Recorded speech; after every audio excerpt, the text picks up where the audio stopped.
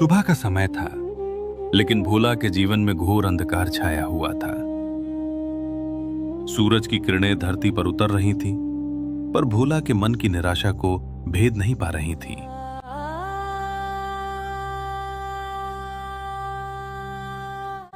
वो अपने छोटे से टूटे फूटे झोपड़े से निकला।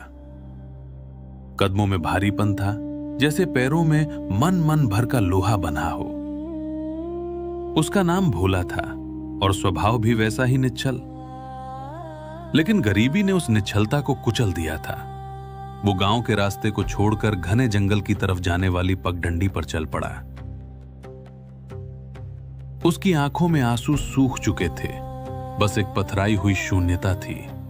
उसके दिमाग में सिर्फ एक ही विचार गूंज रहा था, अंत, जीवन का अंत, दुखों का अंत। घर के हालात अब उससे देखे नहीं जाते थे। पिछले 2 दिनों से घर में चूल्हा नहीं जला था। बच्चे भूख से बिलख रहे थे। उनकी धसी हुई आंखें भोला से सवाल करती थीं, जिनका उसके पास कोई जवाब नहीं था। और उसकी पत्नी, वो बुरी नहीं थी, लेकिन गरीबी और भूख ने उसे कठोर बना दिया था। रोज के ताने, रोज की झिकझिक। कैसे मर्द हो तुम? बच्चे भूखे मर रहे हैं और तुम हाथ पर हाथ धरे बैठे हो, कुछ करते क्यों नहीं?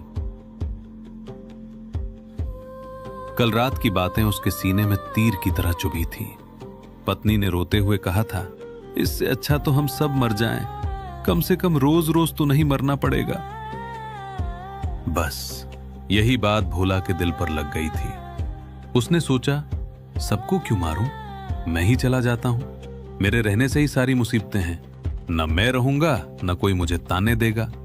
यही सब सोचते हुए वो जंगल के सुनसान इलाके में पहुंच गया। उसके हाथ में एक पुरानी रस्सी थी।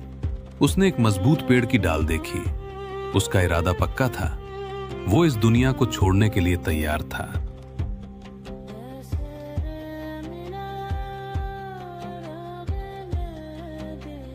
भोला अभी रस्सी का फंदा बना ही रहा था कि अचानक पीछे से एक गंभीर और शांत आवाज आई।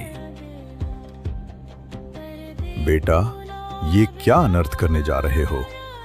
भोला चौंक गया। उसने मुड़कर देखा, सामने एक महान संत खड़े थे।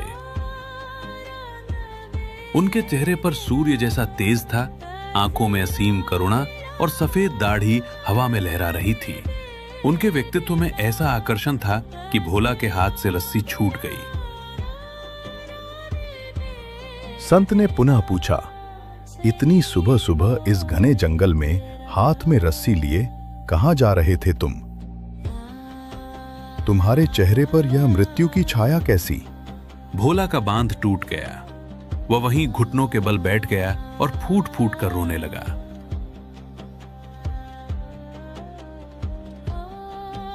बाबा, मैं हार गया हूं, मैं जिंदगी से हार गया हूं। मेरे घर में खाने को अन्न का एक दाना नहीं है। बच्चे भूख से तड़प रहे हैं। उनकी मां मुझे कोसती है। मैं एक असफल पिता हूं, एक असफल पति हूं। मुझसे अब यह दुख देखा नहीं जाता, इसलिए मैं मरने जा रहा हूं। मुझे मुक्ति चाहिए इस नर्क से। संत ने बहुत धैर्य से उसकी बातें सुनी। उनके चेहरे पर मुस्कान की एक हल्की लकीर उभरी। उन्होंने भोला के सिर पर हाथ रखा और बोले, पगले, किसने कहा कि मरने से दुख खत्म हो जाते हैं? ये जीवन तो कर्म भूमि है। तुम जो आज भोग रहे हो वो तुम्हारे ही पिछले कर्मों का फल है।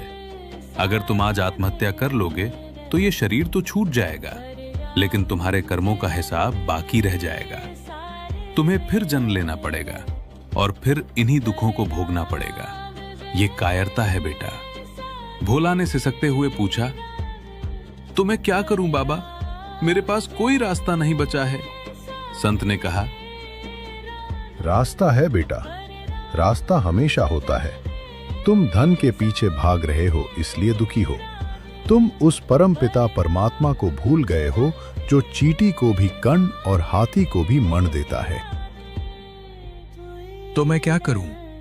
काम करो, अपने परिवार का पेट भरने के लिए मेहनत करो, लेकिन काम करते समय अपने मन को संसार में मत फंसाओ। हाथ काम में और मन राम में लगाओ। उस मालिक का नाम सुमरिन करो, भजन करो।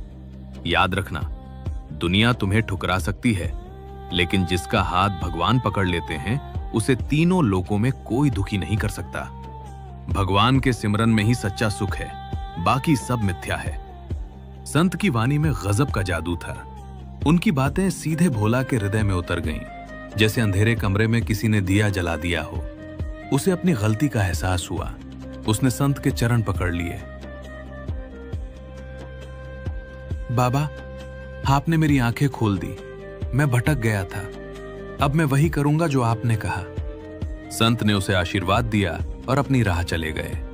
भोला ने वो रस्सी वहीं फेंक दी। उसके मन से मरने का विचार पूरी तरह गायब हो चुका था। अब उसके अंदर एक नई ऊर्जा थी, एक नया विश्वास था, सिमरन का विश्वास। भोला उल्टे पांव घर लौट आया। उसने घर पर किसी से कुछ नहीं कहा, चुपचाप एक कोने में जाकर सो गया। पत्नी ने सोचा शायद कहीं से थक कर आया है, इसलिए उसने भी कुछ नहीं पूछा। अगली सुबह एक नया भोला उठा। उसने स्नान किया और हमेशा की तरह काम पर जाने के लिए तैयार हुआ। पत्नी को लगा कि शायद आज कुछ दिहाड़ी मिलेगी तो शाम को चूल्हा जलेगा। भोला घर से निकला। वह गांव से दूर एक एकांत स्थान पर गया जहां एक विशाल बरगद का पेड़ था। वह उस पेड़ के नीचे बैठ गया। उसने आंखें बंद की और संत की बातों को याद किया। हाथ काम में, मन राम में। शुरुआत में उसका मन भटका। घर की चिंता, बच्चों की भूख उसे सताने लगी, लेकिन उसने जोर लगाकर अपना ध्यान भगवान के नाम पर केंद्रित किया। धीरे धीरे जैसे जैसे वह नाम जपता गया, उसे एक अजीब सी शांति महसूस होने लगी। एक ऐसी शांति जो उसने पहले कभी अनुभव नहीं की थी। भूख, प्यास, चिंता सब गायब हो गई। वह सिमरन में इतना लीन हो गया कि उसे दिन और रात का भान ही नहीं रहा। शाम हुई, अंधेरा घिरने लगा। तब भोला की समाधि टूटी। उसे याद आया कि उसे घर जाना है। वह उठा और घर की ओर चल पड़ा। हाथ खाली थे, जेब खाली थी, लेकिन मन भरा हुआ था। घर पहुंचते ही पत्नी की उम्मीदों पर पानी फिर गया। उसने देखा कि भोला खाली हाथ आया है। उसका गुस्सा 7वें आसमान पर पहुंच गया। दिन भर कहाँ थे? क्या लाए हो? बच्चे सुबह से पानी पी पी कर सो गए हैं। तुम्हें जरा भी शर्म नहीं आती? भोला चुप रहा। वो क्या कहता कि वो जंगल में बैठकर भगवान का नाम ले रहा था। अगर सच बोलता तो पत्नी और झगड़ा करती, शायद उसे पागल समझती। उसने चुपचाप ताने सुने और सो गया। कई दिन ऐसे ही बीत गए। भोला रोज सुबह काम के बाद निकलता, दिन भर एकांत में बैठकर सिमरन करता और शाम को खाली हाथ लौट आता। उसका शरीर कमजोर होता जा रहा था, क्योंकि घर में खाने को कुछ था नहीं, लेकिन उसकी आत्मा सिमरन के रस से मजबूत होती जा रही थी। उधर घर में हालात बद से बदतर हो गए। अब पत्नी का धैर्य जवाब दे चुका था। एक शाम जब भोला लौटा तो पत्नी ने उसे दरवाजे पर ही रोक दिया। उसकी आंखों में अंगारे दहक रहे थे। अब बहुत हो चुका, मुझे सच सच बताओ, तुम रोज जाते कहाँ हो? पहले तो कुछ न कुछ ले आते थे, अब तो धेला भी नहीं लाते। कौन सा काम कर रहे हो तुम? भोला धर्म संकट में फंस गया। सत्य कहे तो मुसीबत, झूठ कहे तो पाप। लेकिन घर में शांति बनाए रखने के लिए उसे झूठ का सहारा लेना पड़ा। उसने कहा, भाग्यवान, तुम चिंता मत करो, मुझे एक बहुत बड़ा काम मिला है। मैं शहर में राजा के महल में जाता हूं। वहां राजा जी मुझसे कथा सुनते हैं। मैं रोज उन्हें भगवान की कथा सुनाता हूं। तुम और तथा, तुम्हें आता क्या है? और अगर कथा सुनाते हो तो राजा तुम्हें कुछ देता क्यों नहीं? भोला ने बात संभाली। अरे पगली, राजा है वो, रोज रोज थोड़े ही पैसे देंगे। ये कोई दिहाड़ी मजदूरी नहीं है, ये एक अनुष्ठान है। जिस दिन कथा पूरी होगी, जिस दिन भोग पड़ेगा, उस दिन राजा मुझे इतना धन देंगे कि हमारी 7 पुश्तें बैठकर खाएंगी। पत्नी थोड़ी शांत हुई, लेकिन पूरी तरह आश्वस्त नहीं थी। उसने तंज कसते हुए कहा, बढ़िया है, तुम कथावाचक बन गए और हम यहाँ भूखे मरे। न जाने कब तुम्हारे उस राजा का भोग पड़ेगा और कब हमारे दिन फिरेंगे। भोला ने राहत की सांस ली कि फिलहाल टला, लेकिन अगली सुबह स्थिति विस्फोटक हो गई। घर में बच्चों के रोने की आवाजें आ रही थीं। पत्नी ने भोला का रास्ता रोक लिया। उसकी आंखों में आंसू और गुस्सा दोनों थे। उसने 2 टूक शब्दों में कहा, सुनो जी, मुझे नहीं पता तुम्हारी कथा कब पूरी होगी। आज घर में आखिरी बार पानी उबला है। अगर आज शाम तक तुम पैसे या राशन नहीं लाए तो याद रखना, इस घर में वापस मत आना। फिर या तो हम नहीं रहेंगे या तुम नहीं रहोगे। यह चेतावनी नहीं, एक फैसला था। भोला कांप गया। उसने अपनी पत्नी की आंखों में देखा, वहां सिर्फ मजबूरी और दर्द था। भोला भारी मन से घर से निकला। आज उसके कदमों में फिर वही पुरानी निराशा थी। वो अपने उसी बरगद के पेड़ के नीचे पहुंचा। वो बैठ तो गया सिमरन करने, लेकिन आज ध्यान नहीं लग रहा था। पत्नी के शब्द कानों में गूंज रहे थे, शाम को घर मत आना। बच्चों के रोते हुए चेहरे सामने आ रहे थे। उसका धैर्य टूट गया। उसने आसमान की तरफ देखा और रो पड़ा। उसकी आंखों से आंसुओं की धारा बह निकली। हे प्रभु, हे दीनानाथ, मैंने उस संत की बात मानी। मैंने सब कुछ छोड़कर तेरा नाम लिया। उन्होंने कहा था कि तेरे सिमरन में सारे सुख हैं, लेकिन यहां तो मेरी गृहस्थी उजड़ने पर आ गई है। मेरे बच्चे भूखे हैं। मेरी पत्नी मुझे घर से निकालने को तैयार है। क्या यही तेरे सिमरन का फल है? भोला का विलाप गहरा होता गया। वो जमीन पर सिर पटक पटक कर रोने लगा। अगर आज तूने मेरी लाज नहीं रखी तो दुनिया तेरे नाम पर विश्वास करना छोड़ देगी प्रभु। लोग कहेंगे कि भोला तेरा भक्त था और भूखा मर गया। मेरी नहीं तो अपने नाम की लाज रख ले। आज मुझे खाली हाथ मत लौटाना मालिक। आज मुझे खाली हाथ मत लौटाना। यह सिर्फ प्रार्थना नहीं थी, यह एक भक्त का अपनी इष्ट से झगड़ा था। एक हताश आत्मा की अंतिम चीख थी। उसका रोम रोम पुकार उठा। वह इतनी शिद्दत से रोया कि रोते रोते वहीं अचेत हो गया।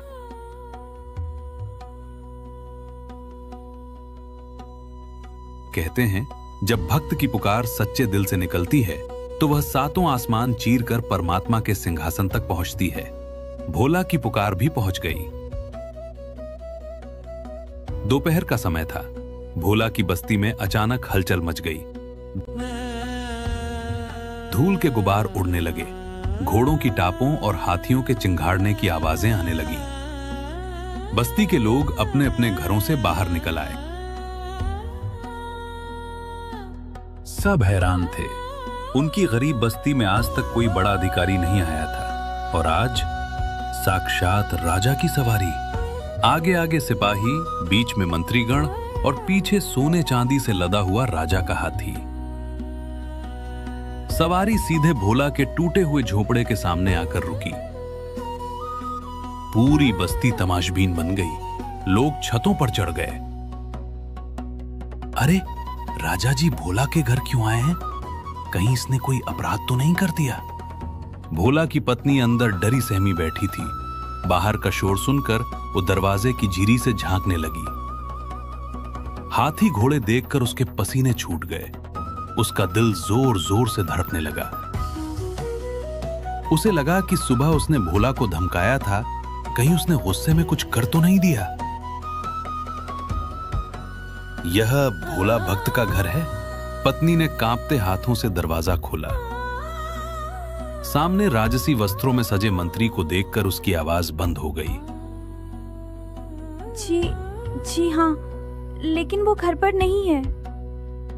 कोई बात नहीं देवी, महाराज स्वयं पधारे हैं। इतना सुनते ही पत्नी के होश उड़ गए। वो लड़खड़ाती हुई बाहर आई। उसने देखा कि एक दिव्य पुरुष हाथी से उतर रहे हैं। उनके चेहरे पर ऐसा अलौकिक तेज था कि आंखें चौंधियां जाएं।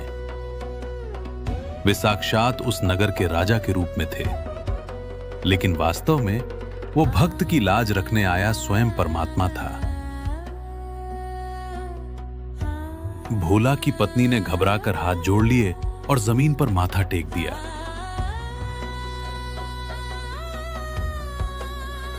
महाराज, हमारे अहोभाग्य कि आप हमारी कुटिया पर पधारे।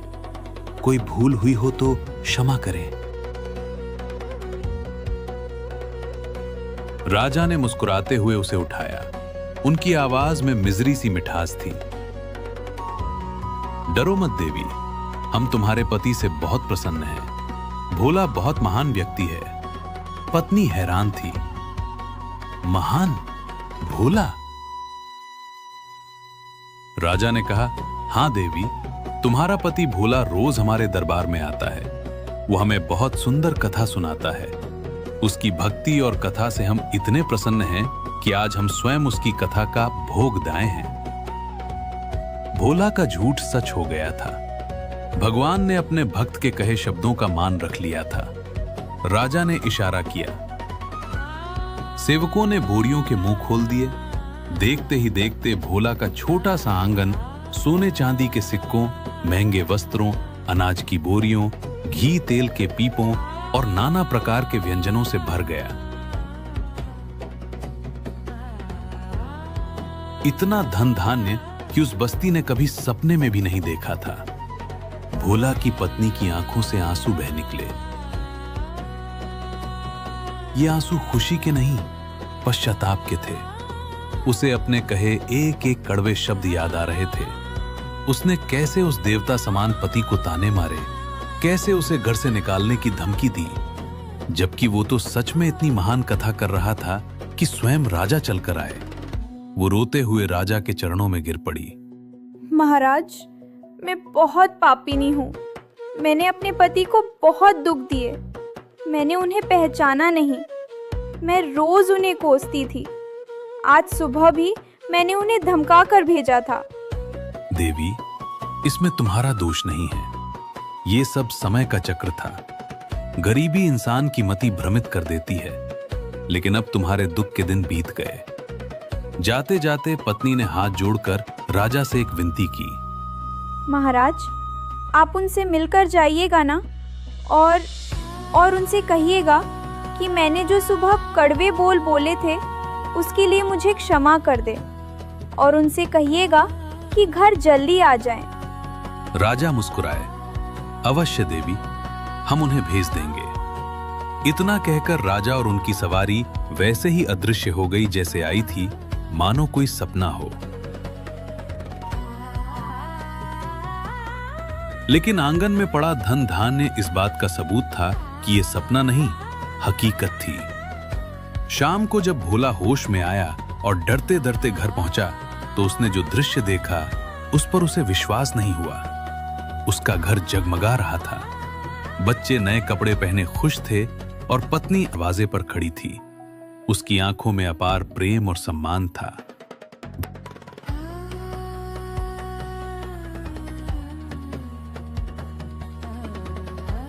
भोला ने जब पूरी बात सुनी तो वो समझ गया।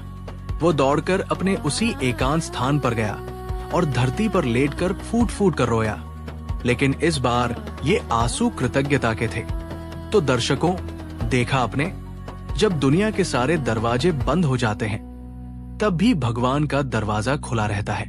जिन लोगों ने उस परमात्मा के साथ अपनी लगन जोड़ी, जिन्होंने उस पर अटूट विश्वास किया, उन्होंने सारे संसार का सुख पा लिया। और जो लोग भगवान से नाता तोड़कर केवल अपने परिवार, बच्चों और धन दौलत में ही सुख ढूंढते रहे, जो दिन रात माया के पीछे भागते रहे, उन्होंने अंततः कुछ हासिल नहीं किया।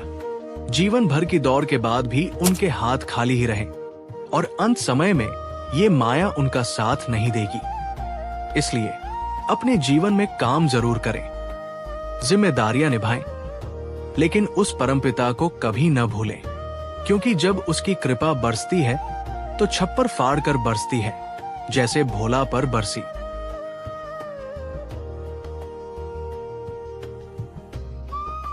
वर्तमान समय में पूर्ण संत रामपाल जी महाराज इस संसार में अवतरित हुए हैं, जो अपने भक्तों के सभी दुख दर्द दूर कर रहे हैं। ये कार्य केवल एक पूर्ण संत ही कर सकते हैं, जो सृष्टि के रचनहार हैं। संत रामपाल जी महाराज ने कबीर भगवान की प्रेरणा से एक ऐतिहासिक मुहिम चलाई है। अन्नपूर्णा मुहिम के तहत लाखों लोगों को राशन, शिक्षा, कपड़ा और मकान उपलब्ध कराया जा रहा है। हर गरीब और जरूरतमंद को इस अभियान के जरिए सहारा मिल रहा है। वेदों और शास्त्रों पर आधारित सत्य ज्ञान। संत रामपाल जी महाराज का ज्ञान किसी भी प्रकार का आडंबर नहीं है, बल्कि ये पूर्ण रूप से वेदों और पवित्र ग्रंथों पर आधारित है। वे शास्त्रों के आधार पर सतभक्ति प्रदान करते हैं। यहाँ कैंसर जैसी असाध्य बीमारियां भी पल भर में दूर हो जाती हैं। ऐसा कार्य केवल भगवान ही कर सकते हैं। यदि आप अपना कल्याण चाहते हैं तो संत रामपाल जी महाराज द्वारा बताए गए ज्ञान को सुने, जाने और परखें। आपकी अंतरात्मा खुद उस परमात्मा को पाने के लिए व्याकुल हो उठेगी। आज करोड़ों लोग उनसे जुड़कर अपने जीवन का उद्धार कर रहे हैं। सत्य को पहचाने और नाम दीक्षा लेकर अपना जीवन सफल बनाएं। अधिक जानकारी के लिए संत रामपाल जी महाराज YouTube चैनल पर विजिट करें, संपर्क करें और निःशुल्क पुस्तक मंगवाएं। संत रामपाल जी महाराज से जुड़ने और नाम दीक्षा प्राप्त करने के लिए आप नीचे दिए गए नंबरों पर संपर्क कर सकते हैं। संपर्क सूत्र संपर्क/WhatsApp +91 8222 880541 +91 7496 801825 +91 7496 801823। सत साहब जी।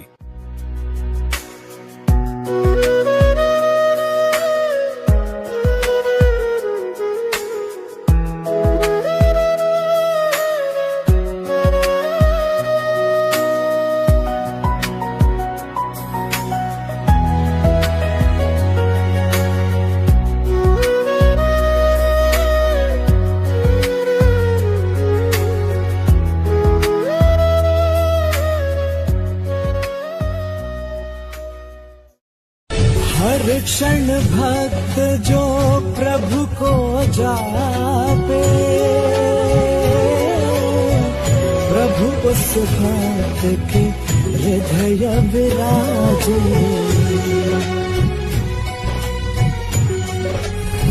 ये युग होगा स्वर्णिम युग, जहाँ हर हृदय में शांति होगी, हर घर में सुख होगा और हर व्यक्ति के जीवन में सच्चे धर्म की ज्योत जल रही होगी।